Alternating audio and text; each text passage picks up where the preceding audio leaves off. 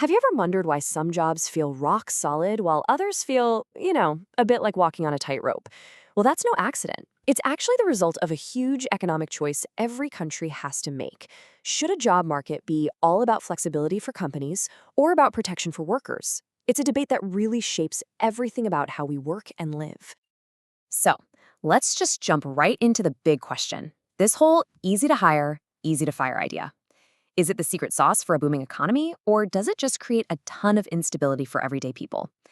That's the core dilemma we're going to unpack right now. Okay, so let's break this down into two competing ideas. On one side, you've got the flexible job market, where companies can hire and fire folks pretty easily.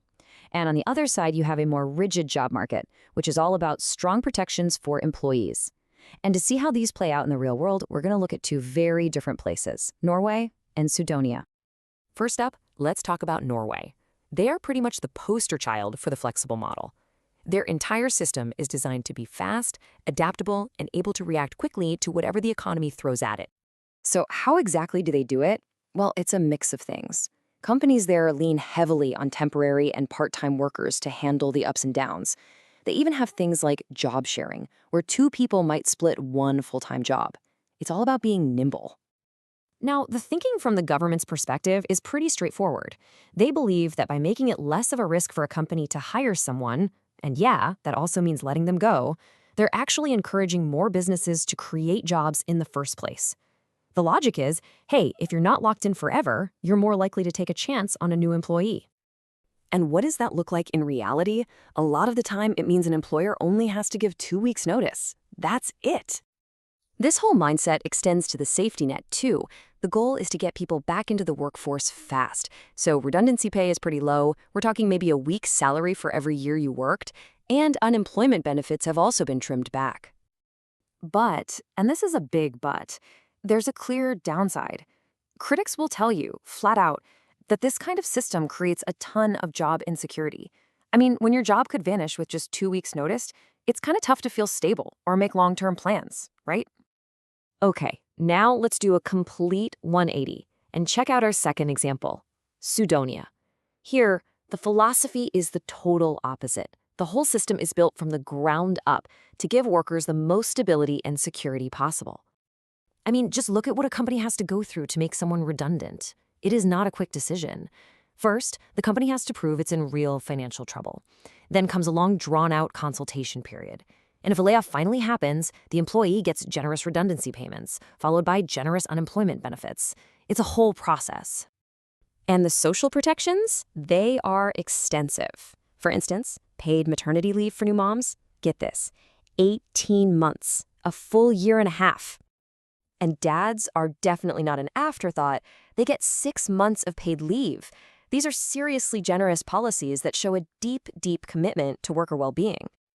Of course, all this protection doesn't just appear out of thin air. Someone's got to pay for it. And it's funded through very high social charges. Think of them as taxes that both the companies and the employees have to chip in for. So here's the knock against this system. Critics argue that all this rigidity, even though it's well-intentioned, can actually backfire. They say it makes companies super hesitant to hire new people, which can lead to higher unemployment and a sluggish economy. Businesses might even decide to set up shop somewhere else with a more flexible workforce. All right, so we've seen the two extremes. Now let's put them side by side for a real head-to-head showdown to see just how different these approaches are. This table really lays it all out, doesn't it? The firing process, a quick 2 weeks notice in Norway versus a long consultation in Sudonia. Redundancy pay, pretty minimal in Norway, really generous in Sudonia. Their stated goals are polar opposites. Norway is all about encouraging job creation, while Sudonia is focused on ensuring job protection.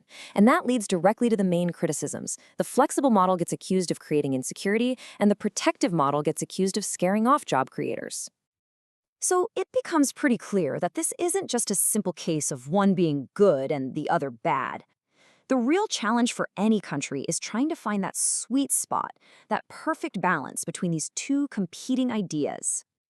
And that's really the heart of it all. It's this constant tug of war between economic dynamism, an economy's ability to grow and adapt, and workforce security, which is our need for stable, predictable lives.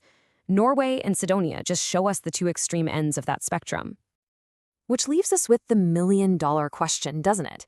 It's not about picking a side, Team Norway or Team Sudonia.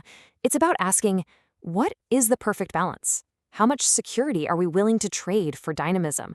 Or how much growth are we willing to give up for stability? There is no single easy answer, and it's a question every single society has to grapple with for itself.